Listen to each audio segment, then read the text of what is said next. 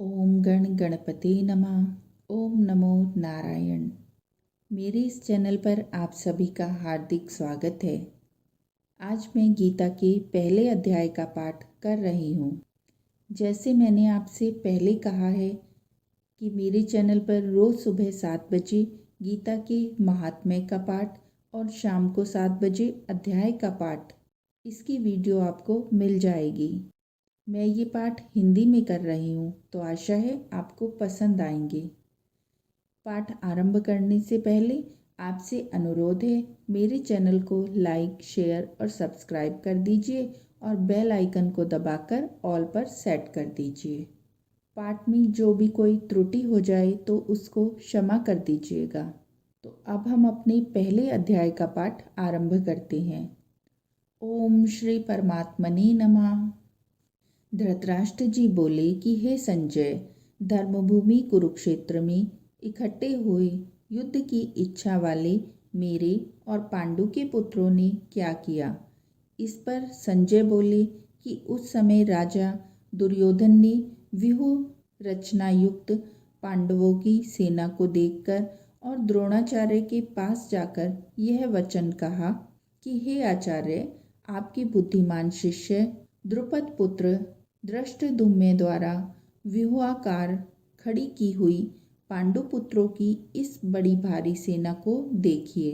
इस सेना में बड़े बड़े धनुषों वाले युद्ध में भीम और अर्जुन के समान बहुत से शूरवीर हैं, जैसे सात्यकी और विराट तथा महारथी राजा द्रुपद और धृष्टकेतु, चेकितान तथा बलवान काशीराज, पुरुजित, कुंतीभोज और मनुष्यों में श्रेष्ठ शैव्य और पराक्रमी युधामन्यु तथा बलवान उत्तमौजा, सुभद्रा पुत्र अभिमन्यु और द्रौपदी के 5 पुत्र, ये सभी महारथी हैं।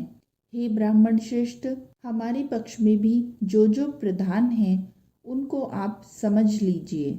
आपके जानने के लिए मेरी सेना के जो जो सेनापति हैं उनको कहता हूँ। एक तो स्वयं आप और पितामह भीष्म तथा कर्ण और संग्राम विजयी कृपाचार्य तथा वैसे ही अश्वत्थामा, विकर्ण और सोमदत्त का पुत्र भूरिश्रवा तथा और भी बहुत से शूरवीर अनेक प्रकार के शस्त्र और अस्त्रों से युक्त, मेरे लिए जीवन की आशा को त्यागने वाले सबके सब युद्ध में चतुर हैं। भीष्म पितामह द्वारा रक्षित हमारी यह सेना सब प्रकार से अजेय है और भीम द्वारा रक्षित इन लोगों की यह सेना जीतने में सुगम है। इसीलिए सब मोर्चों पर अपनी अपनी जगह स्थित रहते हुए आप लोग सबके सब ही निसंदेह भीष्म पितामह की ही सब ओर से रक्षा करें। इस पर द्रोणाचार्य से कहते हुए दुर्योधन के वचनों को सुनकर कौरवों में वृद्ध बड़े प्रतापी पितामह भीष्म ने उस दुर्योधन के हृदय में हर्ष उत्पन्न करते हुए उच्च स्वर से सिंह की नाद के समान गर्ज कर शंख को बजाया। उसके उपरांत शंख और नगारे तथा ढोल, मृदंग और नरसिंहादि बाजे एक साथ बजे। उनका वह शब्द बड़ा भयंकर हुआ। उसके अनंतर सफेद घोड़ों से युक्त उत्तम रथ में बैठे हुए श्री कृष्ण महाराज और अर्जुन ने भी अलौकिक शंख बजाए। उनमें श्री कृष्ण महाराज ने पंचजन्य नामक शंख और अर्जुन ने देवदत्त नामक शंख बजाया। भगवान कर्म वाले भीमसेन ने पौंड नामक महाशंख बजाया।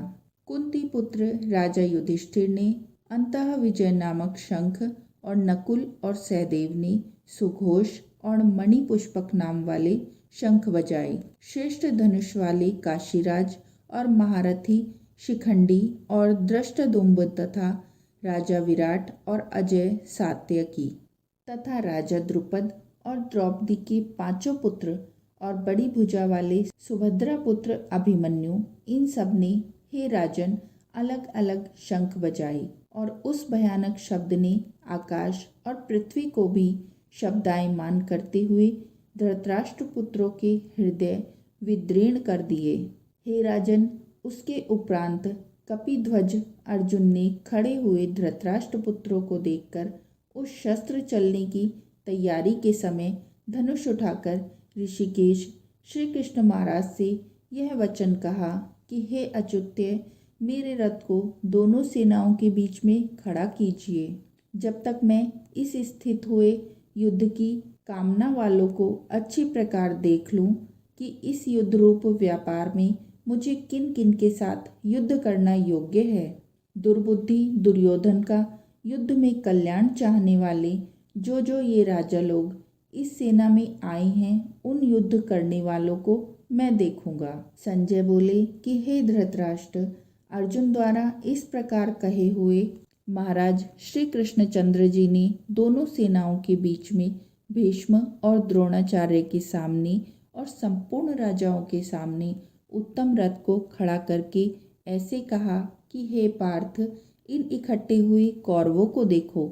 उसके उपरांत प्रथापुत्र अर्जुन ने उन दोनों की सेनाओं में स्थित हुए पिता के भाइयों को, पितामहों को, आचार्यों को, मामों को, भाइयों को, पुत्रों को, पौत्रों को तथा मित्रों को, ससुरों को और सुहृदयों को देखा। इस प्रकार उन खड़े हुए संपूर्ण बंधुओं को देखकर वे अत्यंत करुणा से युक्त हुए कुंती पुत्र अर्जुन शोक करते हुए बोले कि हे कृष्ण, इस युद्ध की इच्छा वाले खड़े हुए स्वजन समुदाय को देखकर मेरे अंग शिथिल हुए जाते हैं और मुख भी सूखा जाता है और मेरे शरीर में कंप और रोमांच होता है तथा हाथ से गांडीव धनुष गिरता है और त्वचा भी बहुत जलती है तथा मेरा मन भ्रमित सा हो रहा है। इसलिए मैं खड़ा रहने को भी समर्थ नहीं हूँ। हे केशव, लक्षणों को भी विपरीत ही देखता हूँ तथा युद्ध में अपने कुल को मारकर कल्याण भी नहीं देखता हूँ। हे कृष्ण, मैं विजय नहीं चाहता और राज्य तथा सुखों को भी नहीं चाहता। हे गोविंद, हमें राज्य से क्या प्रयोजन है अथवा भोगों से और जीवन से भी क्या प्रयोजन है, क्योंकि हमें जिनके लिए राज्य भोग और सुखादि इच्छित हैं, वे ही यह सब धन और जीवन की आशा को त्याग कर युद्ध में खड़े हुए हैं। जो सब धन और जीवन की आशा को त्याग कर युद्ध में खड़े हैं, जो कि गुरुजन, ताऊ, चाचे, लड़के और वैसे ही दादा, मामा, ससुर, पोते, साले तथा और भी संबंधी लोग हैं। इसलिए हे मधुसूदन, मुझे मारने पर भी अथवा 3 लोक के राज्य के लिए भी मैं इन सबको मारना नहीं चाहता हूँ। फिर पृथ्वी के लिए तो कहना ही क्या है।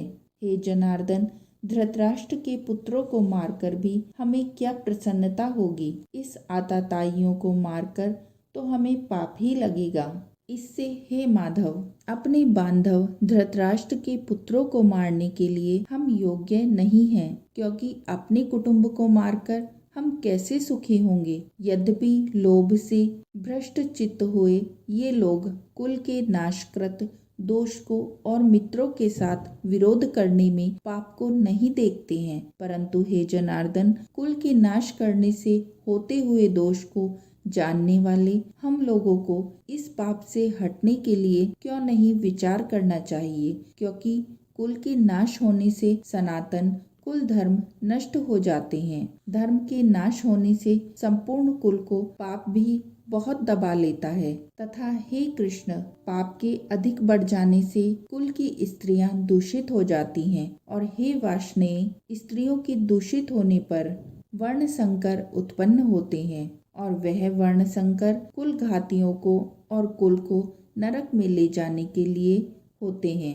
लोप हुई पिंड और जल की क्रिया वाले इनके पितर लोग भी गिर जाते हैं और इन वर्ण संकर कारक दोषों से कुल घातियों के सनातन कुल धर्म और जाति धर्म ये नष्ट हो जाते हैं तथा हे जनार्दन, नष्ट हुए कुल धर्म वाले मनुष्यों का अनंत काल तक नरक में वास होता है, ऐसा हमने सुना है। अहो शोक है कि हम लोग बुद्धिमान होकर भी महान पाप करने को तैयार हुए हैं, जो कि राज्य और सुख के लोभ से अपने कुल को मारने के लिए उद्धत हुए हैं। यदि मुझ शस्त्र रहित ने सामना करने वाले को शस्त्रधारी धृतराष्ट्र के पुत्र रण में मारे तो वह मारना भी मेरे लिए अति कल्याणकारी होगा।